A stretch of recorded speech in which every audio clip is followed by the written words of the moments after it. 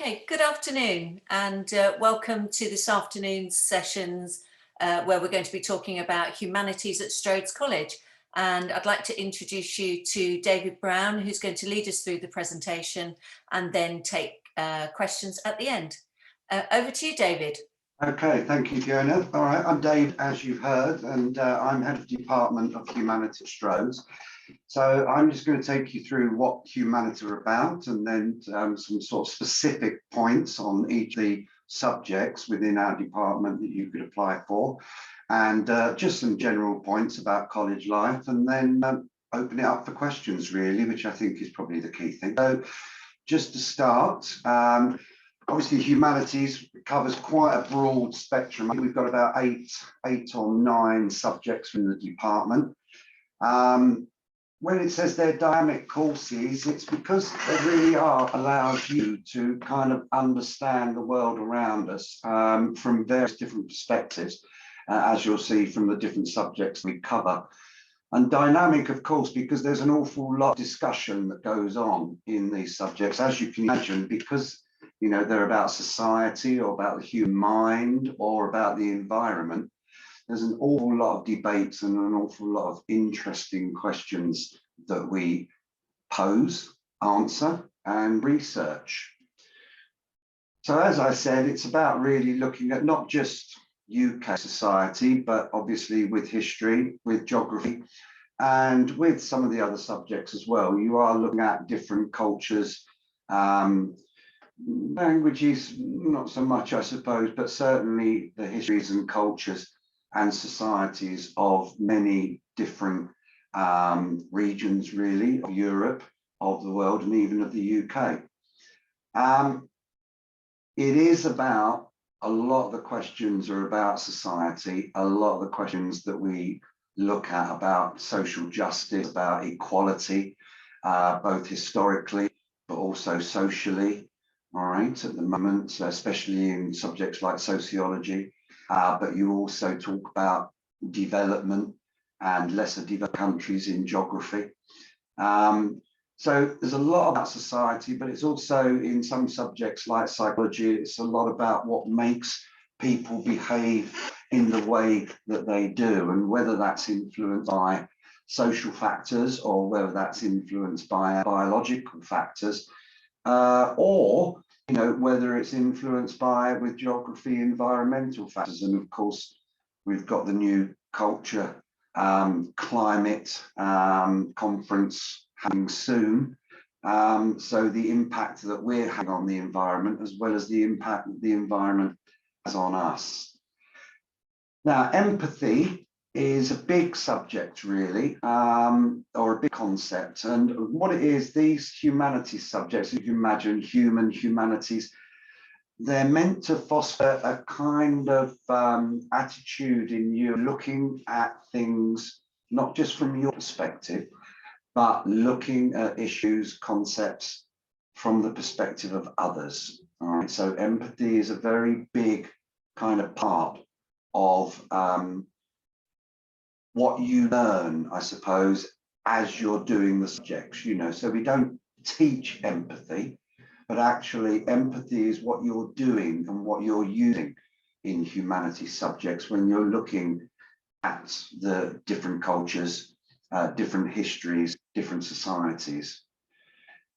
The big thing, of course, with the A levels and the level 3 BTech is that you will also be being taught how to think critically.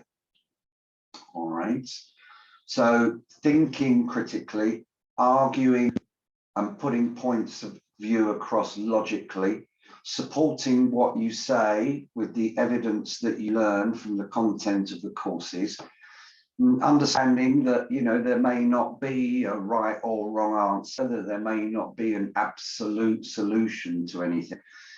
And I suppose, increasingly, as we've seen with lots of people saying they've got the answers to things, understanding that the world is complex and just trying to really understand more about that complexity. So, the world is not simple, the subjects are simple, but having a kind of a knowledge that there are different viewpoints, but the viewpoints have to be backed up with evidence, if you like, okay? So talking about evidence, and this is why humanities subjects, of course, are sought after and are popular, is because they do kind of teach you the skills of actually weighing up evidence. And I think this is a big one really in A level and level 3B, and perhaps different to your level 2 studies. It's a lot about looking at the relative importance or the relative significance of things. So you're weighing up, a lot of the time you are weighing up different theories, different arguments, all right, looking at the evidence. And then, you might not come to an absolute conclusion, but you'll make a judgment on which you think is perhaps not say the truth of a situation, but which is the most convincing, the theories that you looked at based on the evidence that you studied. And obviously, a lot of your skills will be in the skills of writing and critical reading. These are often what are called content-heavy subjects. There is a lot of reading, all right? There's a lot of reading, pre-reading, note-taking to do. And the reason I'd like you to sort of take the initiative will give you guidance on what to read, how to read it, how to make notes on it.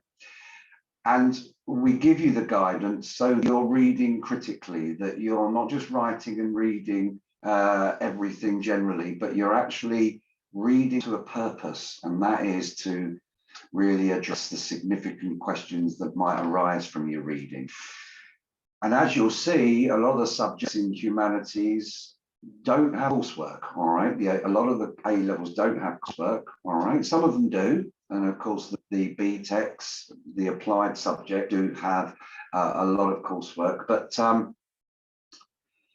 a lot of the humanities subjects don't have coursework. So building up writing skills, your ability to argue on paper, right, to formulate an argument, to formulate answers to questions. There are all questions, short answers and long answers. And, in the law exams, there are even some shorter kind of multiple choice questions.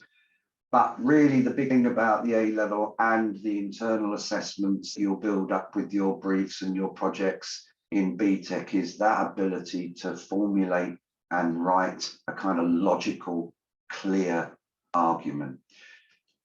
Okay, so it's not just all learn, and it's that classroom experience of debating the questions, okay, of presenting your arguments. There'll be a lot of presentation work which you'll present your own arguments as an introduction to a debate. So thinking critically, about the stuff that you've read or the things that you're learning, but also thinking creatively, being able to ask extra questions, ask your own questions, new questions, all right? So teaching you, as it says here, the reason to reason, which means to think things through kind of logically about being human, what makes us human, what makes us behave in the way that we behave, and of course the consequences of our behavior. So at Strode, these are the subjects that are in the humanities department. We have geography, law, early modern history, I'll talk about those separately in a moment, politics, psychology and sociology. And we also have essentially BTECs, which are level 3 criminology and level 3 applied psychology.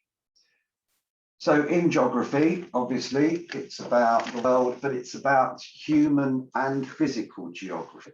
All right, so yes, topics include, as it says here, river flooding, coastal management, problems of population growth, the environmental impact of energy production. You'll look at sort of development economics as well, differences between what we might call the developed world and the developing world. So if you are interested in those big questions about the environment, you're interested in going forward a kind of environmental science or geographical kind of career, all right, then this will be the course for you. And this is one of the courses that does have coursework, all right, 20% is coursework. And the coursework involves field studies and field work. There's local studies where you'll do local studies around Egham. And then we have a residential fieldwork course, all right, which is much broader, looking at things like, coastal erosion or something like that, all right. So that's your geography, which does have some coursework. And then we have law, which doesn't have coursework, all right. There are 3 exams at the end of it, at the end of the 2 years that you're assessed on. So when you're looking at law, you're looking at criminal law. That's the bit that people often choose law for, is looking at criminal law, but you also look at the legal system. So you will look at, the court system, the jury system, the magistrates court system, judges, the judiciary, etc. You'll look at the development of various laws through acts of parliament. You'll also study in the second year something called contract law, all right, so a different kind of law. And you also study legal concepts as well, all right, so, concepts of justice, etc. The broader kind of concepts will be studied as well. So in history, we do offer 2 different A-level courses, all right? They're both the same exam board. They both have 3 exams at the end of it, but also 20% of your final grade is made up of coursework. I'll talk very quickly about that because now I tend to talk a bit too much. Now we have an early modern course, and that focuses on the 15th to the 17th century in England and Europe. And what that means is that we look at the Tudors. That's a very big part of the course, all right? But we also look at the period before the Tudors, if you've heard of it, known as the Wars of the Roses. And we also study an element of European history, which is the German Reformation. So how Protestantism challenged Catholicism in Germany through an individual called Martin Luther. The coursework in that is an element of, it's a kind of study that you do, a long essay, if you like, but you're looking at real history, and the coursework element of that is part of the Tudors. It's the little Tudors, as we call them. You're looking at issues to do with Edward and Mary Tudor, all right, and they were known as the period of a crisis. Now, the modern course, if you'd rather go for more modern history, then the 20th century course is mainly European, and that is Germany, all right, from the Weimar period right through the Nazi period and into the Cold War period as well, of mainly Western Germany. You'll also look at Spain, and you'll cover Spain in the 20th century, looking at the Spanish Civil War. So fascism in Spain, well, Spain did stay out of the Second World War. So actually Spain remained an undemocratic country until the 1970s. Not a lot of people realise that. And in the second year, you will do a coursework element on the Cold War and the origins of the Cold War, and a long study on reform and what might we call it, radicalism, reform in 1700s and 1800s of UK history. All right, so the rise of political parties, the rise of the Labour Party, trade unions, the fight for the vote, the suffragettes, etc. So that's 2 history courses. In politics at A-level does not have any coursework, okay? It's 3 exams at the end of the 2 years. The first year you will mainly cover UK politics, and you look at it from the point of political parties, but also the UK political system, all right? So you look at Parliament, you look at the judges, the judiciary, if you like, the legal system, but you also look at the Prime Minister, the post of the Prime Minister, and of course the British Constitution, the Supreme Court. In the second year, you'll mainly cover American politics, and you'll do the same kind of scenario, look at American political parties, voting, etc., but also the presidency, Congress, House of Representatives, the Senate, etc., and the Supreme Court. You do a little comparison of the two systems. You will cover that as well. But also in this course, you will also look at political ideologies or concepts like liberalism, conservatism, socialism, and other kind of ideologies. And psychology, all right, the study of human behavior, mental processes, of course. So what you look at psychology, what you will cover, there is no coursework at A level, it's 3 exams. And you'll look at what we call social psychology, all right, okay, cognitive psychology, psychopathology, things like phobias and things like that, biological, evolutionary and developmental psychology. So things to do with memory, things to do with attachment theory. Thing that you've got to recognize doing the A-level psychology is that there is a kind of mathematical, but also a scientific element in it. Biological science, which covers the cognitive part of science as well, and the developmental part of psychology. Sorry, the biological element, the scientific element is a bigger element in the A level than is in the BTech, and that's why we kind of ask you to have at least a 6 in one of your sciences at GCSE to do the A level. All right, but no coursework, 3 exams. Okay, and then sociology is really looking at, as it seems obvious, doesn't it? Looking at society. It's mainly looking at UK society, although there are some comparisons with other cultures and often a comparison with American society for some issues like crime and deviance. It's a lot of theory. You study society from the perspective of different theories. As I've said here, people talk about us being a postmodern world or Marxism or feminism. All right, so you'll be looking really, exploring and explaining changes in society. What we look at in the first year is education and how education has changed and different ideas about why there are differences in people's achievement in education according to gender, according to ethnicity, according to class. You also look at families and households. We look at things like changing family patterns, divorce, the changing nature of the population. And in the second year, we look at belief in society. So we look at the impact of religion and belief on UK society and other societies. And a big unit in that second year is also looking at crime and deviance from a sociological perspective. There is no coursework in the sociology A level. It also is all examined. So moving on to the BTech, the non-A-level subjects, we offer BTech applied psychology. That's the equivalent 1 A-level. The content is pretty much the same as the A level. There's less biological, less scientific and mathematical content, but overall the themes and topics are pretty similar. The big difference is really that it's half and half on coursework and external assessment.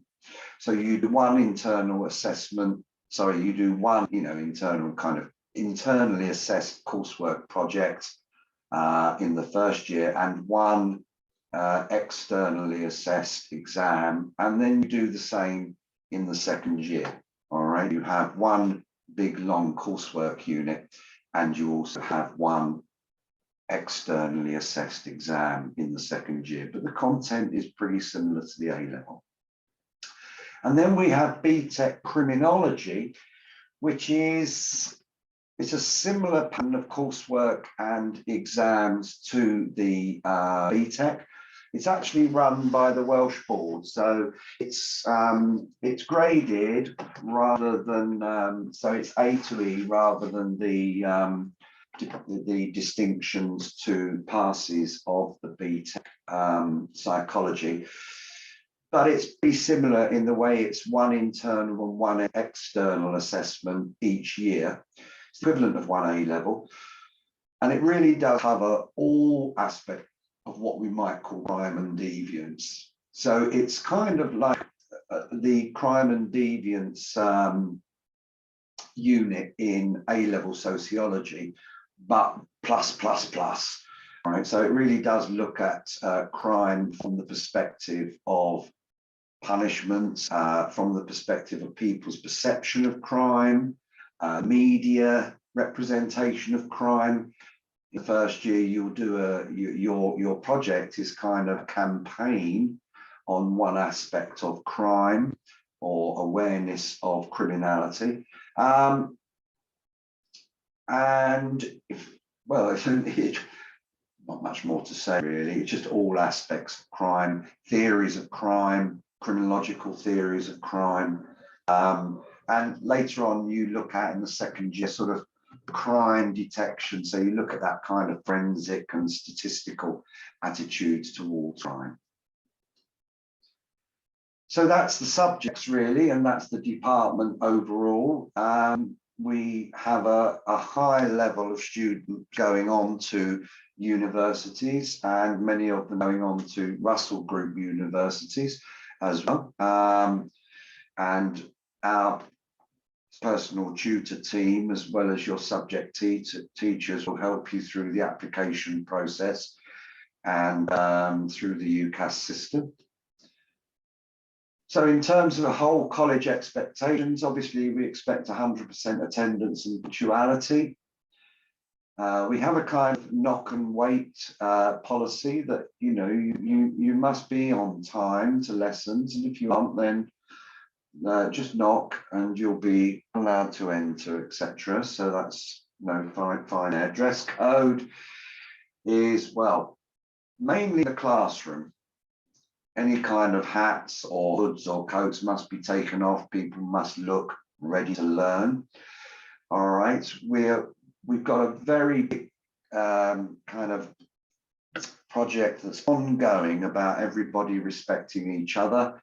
All right, staff respecting staff, staff respecting students, students respecting staff, and students respecting each other. It's a nice community actually, and you know, we're working well during COVID, and everybody at the moment is wearing masks where they have to. It's not great to teach in a mask, but there is a good, friendly, kind of respectful atmosphere around the college. We must have you wearing your ID cards, your lanyards at all times, just so we know, all right, for your protection and your safety. And really do expect students when they come to class to have all the equipment they need, all right, and be ready to learn right from the off. Obviously, it's been somewhat restricted recently, but hopefully as things start to open up, we'll have more trips and visits. We have loads of trips and visits, all right, when we're allowed to in the Humanities department. Psychology go to a conference in Disneyland. Politics take trips to Parliament. We go to, in history, go to look at the archives and go on visits, etc. Oh, there's lots. I can't list all the trips and visits, I'm afraid. Lots of clubs and societies, competitions. You can do an extended project qualification at Strode, or follow the Gold Art Award.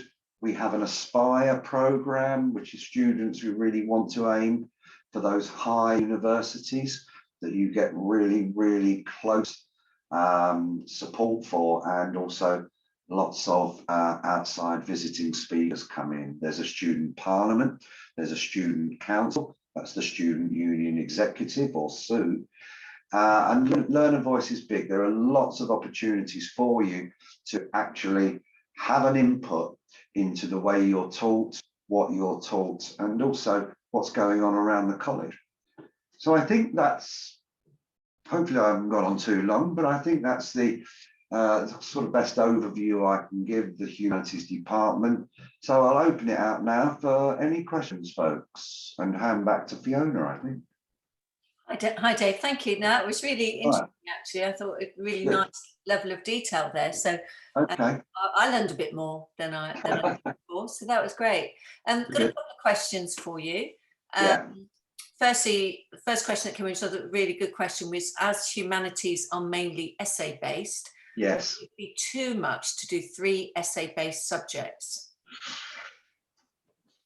Not really, no. I mean, it's the thing is, you get so much support on how to write. Every time we do introduce a different kind of essay to do, we have so much sort of guidance sheets that we use. We do practices on how to write paragraphs within each subject. Within each of the humanities subjects, we have so much support both in class, outside of class, things on our virtual learning environment, and we give you lots of practice as well. So I don't think, no, it's not. Many people do subjects, and as I say, you know, it may not be all three subjects within the humanities department. There are plenty of other essay subjects like English, etc., that people, or classical civilization or philosophy, and people do those combinations. And to be honest, you know, the more practice you get across the different subjects, the better you get at it, I think, you know. So that's what I'd say. So no, I wouldn't, you know, if you like the subject, then that's the most important thing. If you're enjoying the subject, the skills we will teach you. You know, that's the job, if you like. Yeah, great, thank you. What about, you mentioned that there were lots of trips and you couldn't go through them all, but someone's asking, are there any trips and visits for law? Yes. Now, law also goes to Parliament. It also goes to the Supreme Court, and there are visits to magistrates' courts. But also the law teachers are sort of happy to put you in contact because if you are thinking of law in the future, then in terms of going to university, then it's often good to have if you like, a little bit of work experience under your belt. So giving you contact in order to perhaps get a little bit of connection, or, you know, do a bit of networking, or if you have connections, you know, we'll support you in that. You could do the EPQ as well and focus even more on law. But yeah, there are trips out to various legal establishments, if you like, in law, yes. And while we're talking about law, yeah, if you want to do a law degree, do you have to study law? You do not, no. You don't have to study law in A level in order to do law at university. It doesn't work against you. You do, all right. But if you are thinking of law but don't want to do law at A level, you still pursue those subjects. Just make sure you know what sorts of subjects you know, the law degree or the admissions people are looking for you to do. But it's broad, really, because you know, they really do, with law degrees, they start from the basics anyway. And of course, to some extent, you don't even have to do a law degree, as in a BA in law, to go on do law, because you can do a law conversion course. So we have students who've done history degrees, and then they've gone for an extra year to do what's called a law conversion course, and they go through it that way. So there are many routes into law. But the thing is that A-level law will not stop you from studying law. It will be an advantage, but it's not necessary, no. Great, okay, thank you. Could you explain more about the EPQ? What is it? Right, okay, so the EPQ is what's called an extended project qualification. And essentially what we have probably about 3 groups or 4 groups of about 20 students going through per year. You can study it in the first year or the second year. And essentially it is a supervised extended project. So if there's a particular subject, and it has to be a subject that you don't cover in detail in one of your specifications, one of your subjects, but it can be related to something that you want to explore further from one of your subjects. So if I take the example of history, if a student is doing one of our history courses, but they're really interested in the Crusades or a period of history earlier, or a different country's history, then you are assigned a lesson a week, where your supervisor, and actually many of are from the humanities department, your supervisor, but it be from any subject. It can be a subject from biology, from physics, from media. So it really can be from any kind of subject, because it is down to you to then research. So you set yourself a kind of task and a question that you really are interested in answering. Half of it is kind of assess how well you do your research, how well you keep up to date with your research log. You do a presentation to other people in your class, and that contributes to the final assessment. But the big part of it is that you write an extended project or make an extended artifact. So you could make a film, right, or produce a piece of art. Okay, is exploring some aspect of that art, and then you get marked exactly the same way or graded. You get A star to E. We do very, very well in high grades. The advantage of doing it, I suppose, is, I mean, no university will say, oh, you've got to get this grade in your EQ. But the advantages of doing it, and universities do like if people have done an EPQ, is number one, a personal advantage for you, because it allows you to explore something that you really want to explore with guidance, but don't have the opportunity in your classes. Or even if it was like, imagine it was a subject that you're only doing 3 subjects, but you really liked a topic in another subject. You could just do that. You could do that. So it's broadening and extending your experience and your knowledge and your skills, because the skills really are of research and project management, if you like. And it gives you also, obviously, in your personal statement, you can talk about it. And often in interviews, admissions tutors in interviews, if you get an interview, they are interested in what you're doing in your extended project. And they like to hear about it, and they like to see, because it really is a kind of skill that you'll experience more at university. People have done this extended period of their own individual research. Okay. Yeah, and also just adding to that, there's some other questions coming in around EPQ that Karen's just answering, but just that we offer the EPQ to the first and second year students, and you can apply for it when you come and enrol. Yes. So I'm just adding that little bit to it as well. How many students are there in a year group? Do you mean per class? I would say yes, class sizes and the average per first and second year. Yeah, okay. So taking sort of depends how popular the subject is. We endeavour not to have classes over 22 in a class. We've got big classrooms in the humanities, but it can vary. I mean, I'll give you, it does, but I'd say on average, you're looking at, in the first year, depending on what subject you're doing, in the first year, it can range from about 14 to 22 in a class. Okay. In the second year, some of the classes tend to be smaller. All right. But if you look at it, the average across, I would say, humanities is about 15 in a class, if I were to average out completely.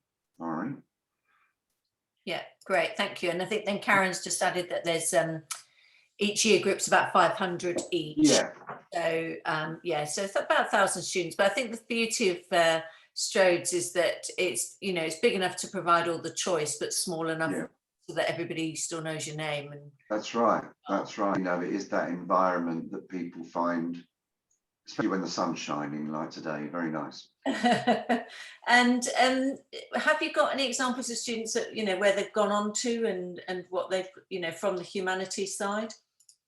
Well, it is so widespread and varied. I will say, so from doing kind of research on it, but it really does, in terms of types of universities, in terms of humanities, well, it's everything really from UCL Warwick to Royal Holloway University Road.